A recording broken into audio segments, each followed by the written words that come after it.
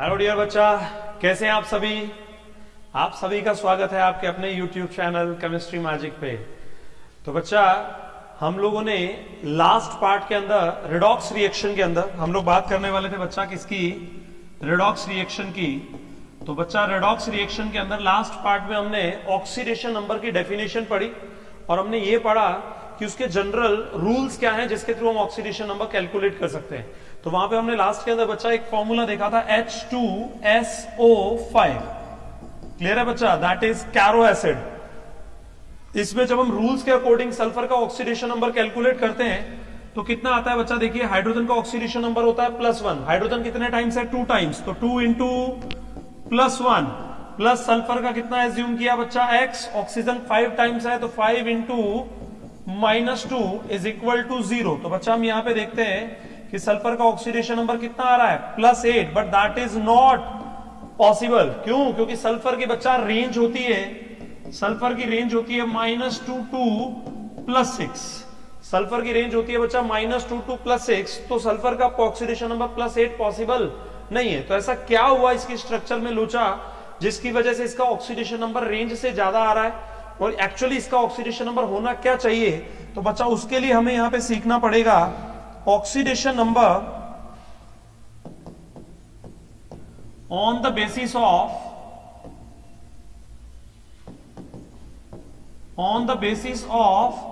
Structure. Clear है, oxidation number on the basis of structure. तो देखिए बच्चा, स्ट्रक्चर के बेसिस पे ऑक्सीडेशन नंबर कैसे डिटरमाइन किया जाता है। यहां पे बेसिकली हमें दो बॉन्ड के बारे में पढ़ना है बच्चा। फर्स्ट है covalent bond and second one is coordinate bond.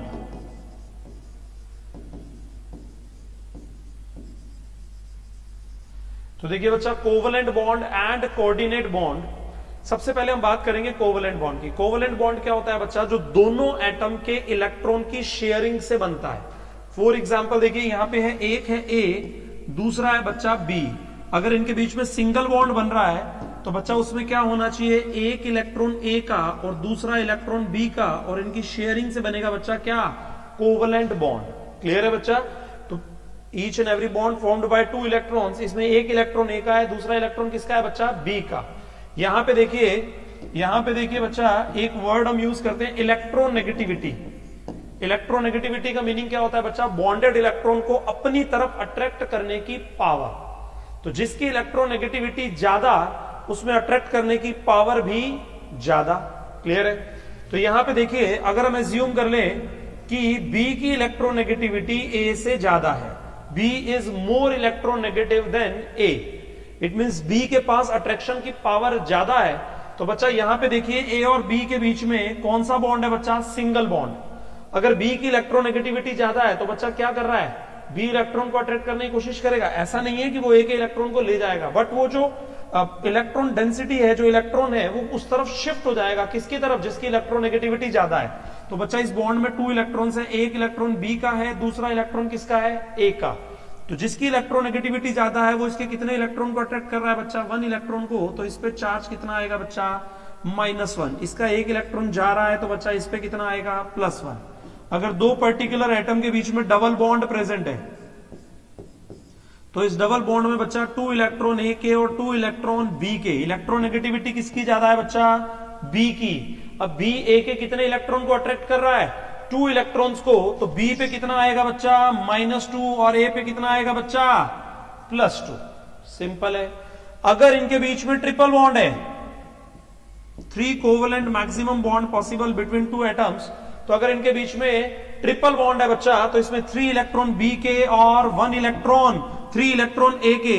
तो बच्चा अब इस पे चार्ज कितना आएगा, -3, और इस पे कितना आएगा, +3। तो बच्चा कोवलेंट बॉन्ड का फंडा बहुत सिंपल है कि अगर 2 डिफरेंट इलेक्ट्रोनेगेटिव एटम के बीच में कोवलेंट बॉन्ड प्रेजेंट है तो जितने बॉन्ड प्रेजेंट होते हैं उतना ही चार्ज आता है। सिंगल बॉन्ड प्रेजेंट है तो +1 -1, डबल बॉन्ड प्रेजेंट है तो +2 -2, ट्रिपल बॉन्ड प्रेजेंट है तो +3 -3।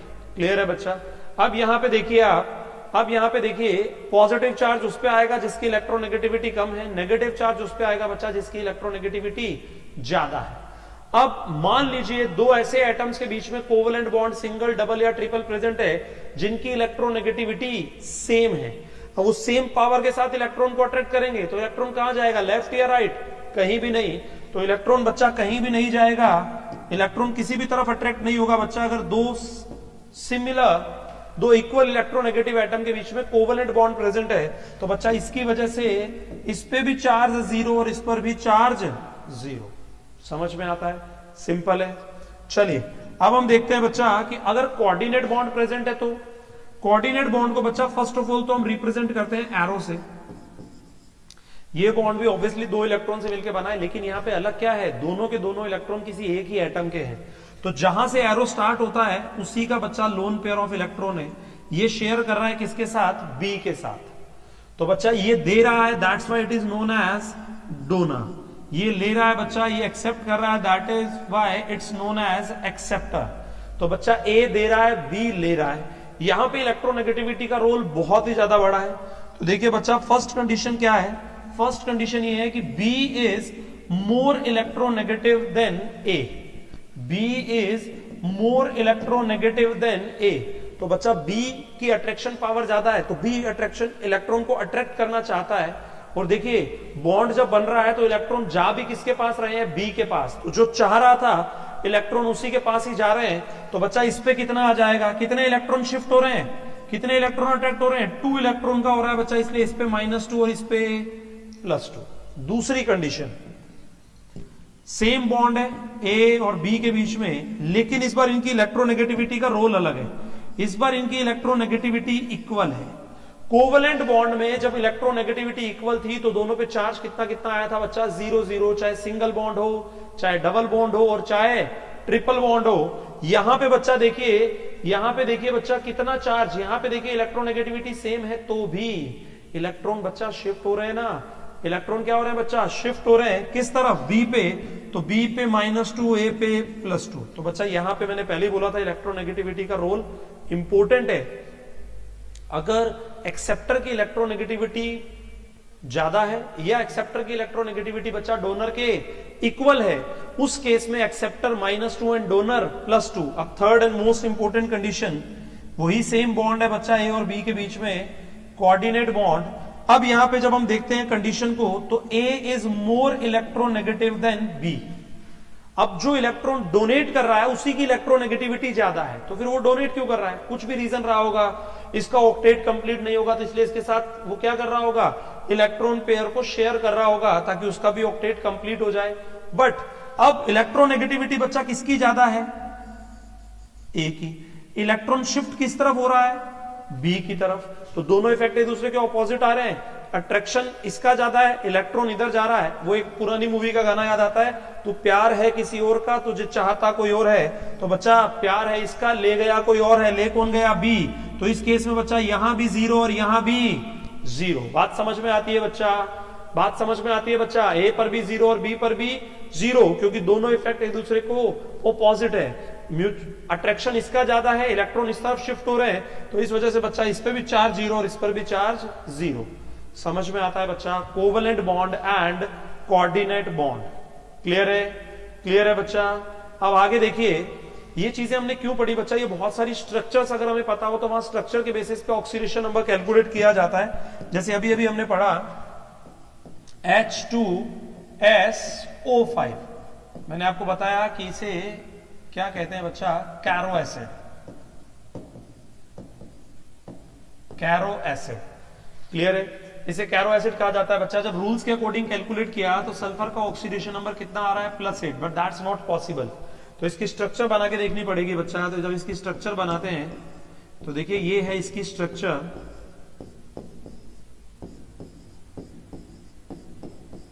H2SO5। यहां पे जब हम सल्फर पे ऑक्सीडेशन नंबर कैलकुलेट करेंगे तो होता क्या है, जब भी किसी सेंट्रल एटम पे ऑक्सीडेशन नंबर कैलकुलेट किया जाता है तो जितने भी वो टोटल बॉन्ड्स बना रहा है चारों तरफ, उन सबकी वजह से उसके ऊपर कोई ना कोई चार्ज आएगा। बस हमें वही कैलकुलेट करना है बच्चा। तो इस सल्फर और ऑक्सीजन में देखिए डबल बॉन्ड प्रेजेंट है ऊपर की तरफ। सल्फर और ऑक्सीजन में से मोर इलेक्ट्रोनेगेटिव कौन है बच्चा, फ्लोरीन हाईएस्ट इलेक्ट्रोनेगेटिव एलिमेंट है in periodic table, and oxygen is second highest electronegative element. तो ऑब्वियसली ऑक्सीजन की इलेक्ट्रोनेगेटिविटी ज्यादा होगी, तो इस पे -2 और इस पे +2। इसी ऑक्सीजन के साथ ये सिंगल बॉन्ड में है तो +1, डबल बॉन्ड में है तो +2, सिंगल बॉन्ड में है तो +1। बच्चा जब इस सल्फर पे टोटल चार्ज कैलकुलेट करेंगे तो कितना आ रहा है +6। तो एक्चुअली सल्फर का ऑक्सीडेशन नंबर कैरो एसिड में कितना आता है बच्चा +6। ऐसा क्या हुआ कि जब हम कैलकुलेट कर रहे थे तो +8 आ रहा था, स्ट्रक्चर से कैलकुलेट किया तो +6 आया। तो बच्चा देखिए ये है उसका लॉजिक, ये है उसका रीजन। हमने लास्ट क्लास में पढ़ा था बच्चा single bond oxygen, single bond oxygen, single bond. ये अगर बॉन्ड प्रेजेंट हो तो बच्चा कौन सा बॉन्ड होता है, पेरोक्साइड बॉन्ड। और पेरोक्साइड बॉन्ड में बच्चा ऑक्सीजन का ऑक्सीडेशन नंबर कितना आता है -1। इट मींस इस H2SO5 में 2 ऑक्सीजन ऐसे थे जिनका ऑक्सीडेशन नंबर -1 लेना चाहिए था, यहां हमने पांचों का ही कितना ले लिया -2। तो सिर्फ फॉर्मूला देख के आप नहीं बता पाएंगे कि उसमें पेरोक्साइड बॉन्ड है या नहीं है। इसी तरीके के बच्चा कुछ और एग्जांपल्स हम देखते हैं।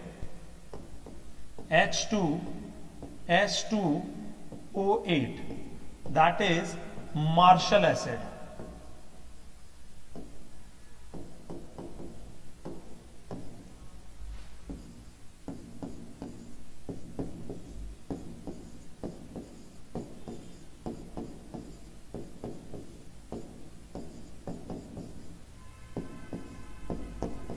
ये लीजिए बच्चा, ये बन गया मार्शल एसिड।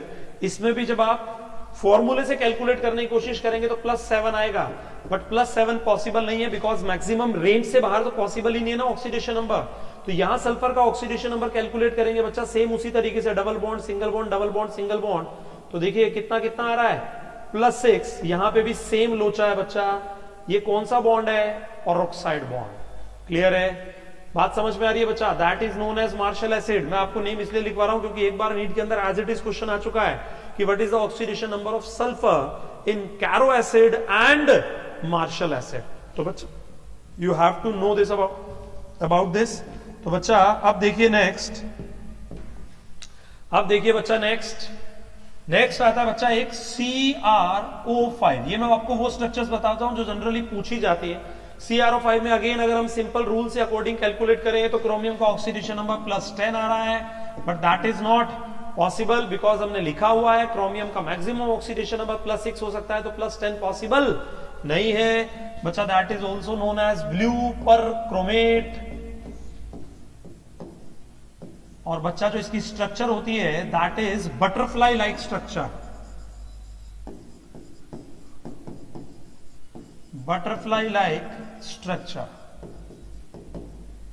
क्लियर है, हम इसे फॉर्म करें, देखिए ये है बच्चा इसकी स्ट्रक्चर। क्लियर है, यहां पे भी जब आप क्रोमियम पे कैलकुलेट करेंगे ऑक्सीजन ज्यादा इलेक्ट्रोनेगेटिव है तो 4 सिंगल बॉन्ड है, एक डबल बॉन्ड है, तो क्रोमियम पे ऑक्सीडेशन नंबर कितना आएगा बच्चा +6। यहां पे भी बच्चा रीजन सेम है। कौन से बॉन्ड है बच्चा, ये दोनों तरफ पेरोक्साइड बॉन्ड। तो अगर हम इन तीनों स्ट्रक्चर का कंपैरिजन करें, Caro acid, Marshall acid, blue perchromate, तो हम 2 जुगाड़ निकाल सकते हैं बच्चा। पहली चीज कि अगर ऑक्सीडेशन नंबर आपकी रेंज से ज्यादा आता है तो 99% बच्चा उसका फाइनल ऑक्सीडेशन नंबर उसकी हाईएस्ट ऑक्सीडेशन स्टेट के इक्वल आएगा। क्लियर है, जैसे फॉर एग्जांपल देखिए बच्चा, फॉर एग्जांपल देखिए आप कि यहां पे कैरो एसिड के अंदर आ रहा था +8 जबकि आंसर कितना आया +6। मार्शल एसिड में आ रहा था +7, आंसर कितना आया +6। ब्लू परक्रोमेट में आ रहा था +10, आंसर कितना आया +6। दूसरा जुगाड़, एक बार क्वेश्चन पूछा गया बच्चा, in which of the following compounds peroxy linkage और पेरोक्साइड बॉन्ड्स आर प्रेजेंट। तो बच्चा वो हमें कैसे पता लगेगा, ये भी हम देखिए, वैसे तो सिर्फ स्ट्रक्चर्स के थ्रू पता लग सकता है, बट ये भी एक जुगाड़ है। और उस क्वेश्चन में और भी 4-5 क्वेश्चन में जब इसे मैंने अप्लाई किया तो ये 99%, उन चारों क्वेश्चन में तो 100% फिट बैठा, बट फिर भी 100% नहीं कहेंगे बिकॉज दैट इज जुगाड़, एसके सर जुगाड़। तो बच्चा यहां पे देखिए, अगर ऑक्सीडेशन नंबर आपकी रेंज से ज्यादा आ रहा है तो 99% बच्चा उसकी स्ट्रक्चर में जो लोचा है वो पेरोक्सी लिंकेज की वजह से ही होगा। तो अगर कभी आपको चूज करना हो और मन ललचाए, रहा ना जाए, तो बच्चा 100% आप ये वाला जुगाड़ लगाएं, आपका आंसर सही हो जाएगा। तो इस तरह की और भी बहुत सारी स्ट्रक्चर्स है बच्चा। देखिए जैसे फॉर एग्जांपल पूछा गया ओजोन, ओजोन में बताइए तीनों ऑक्सीजन का अलग अलग ऑक्सीडेशन नंबर कितना है, तो उसके लिए आपको स्ट्रक्चर पता होनी चाहिए। क्लियर है? यहां ऑक्सीजन और ऑक्सीजन सेम इलेक्ट्रोनेगेटिव एलिमेंट है और इसके बीच में डबल कोवेलेंट बॉन्ड प्रेजेंट है। तो जब सेम इलेक्ट्रोनेगेटिव एलिमेंट हो तो डबल हो ट्रिपल हो कोई फर्क नहीं पड़ता, इस पर भी जीरो और इस पर भी जीरो। लेकिन इसके बीच में देखिए बच्चा कौन सा बॉन्ड प्रेजेंट है, कोऑर्डिनेट बॉन्ड प्रेजेंट है और इलेक्ट्रोनेगेटिविटी सेम है। कोऑर्डिनेट बॉन्ड हो और इलेक्ट्रोनेगेटिविटी सेम हो तो भी जो इलेक्ट्रॉन ले रहा है उस पे -2 और जो दे रहा है उस पे +2। तो इस ऑक्सीजन पे बच्चा 0, इस पे +2 और इस पे -2। तो इस तरीके से अगर आपको स्ट्रक्चर देके पूछा जाए या किसी की स्ट्रक्चर आपको पता हो तो उसका ऑक्सीडेशन नंबर आप बहुत इजीली कैलकुलेट कर सकते हैं। और भी मैं आपको कुछ बताता हूं जो आपसे पूछे गए हैं एग्जाम के अंदर। जैसे ब्लीचिंग पाउडर में पूछा गया दोनों क्लोरीन का अलग अलग ऑक्सीडेशन नंबर बताइए, वैसे क्लोरीन का ऑक्सीडेशन नंबर 0 आता है यहाँ पे, कैल्शियम +2 ऑक्सीजन -2। तो आपको इसके लिए स्ट्रक्चर पता होनी चाहिए बच्चा, ये उसकी स्ट्रक्चर है। यहां पे जब हम कैलकुलेट करते हैं तो ऑक्सीजन और क्लोरीन के बीच में सिंगल कोवेलेंट बॉन्ड प्रेजेंट है।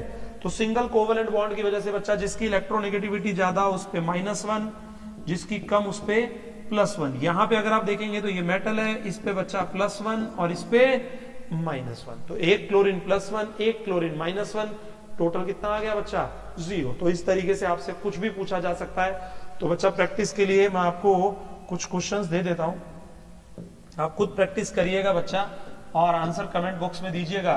Hydrogen cyanide HCN, hydrogen isocyanide HN, ये जरूर जरूर जरूर कैलकुलेट कीजिएगा बच्चा। अगर इसके अंदर इलेक्ट्रोनेगेटिविटी की बात करें तो इलेक्ट्रोनेगेटिविटी का जो ऑर्डर होता है बच्चा वो होता है hydrogen, then carbon, then nitrogen. तो बच्चा ये आप जरूर जरूर जरूर आप कैलकुलेट कीजिएगा कि यहां पे हाइड्रोजन साइनाइड और हाइड्रोजन आइसोसाइनाइड में कितना ऑक्सीडेशन नंबर आता है। क्लियर है बच्चा? तो आज के लिए हम छोटा सा यही पॉइंट पढ़ना चाह रहे थे।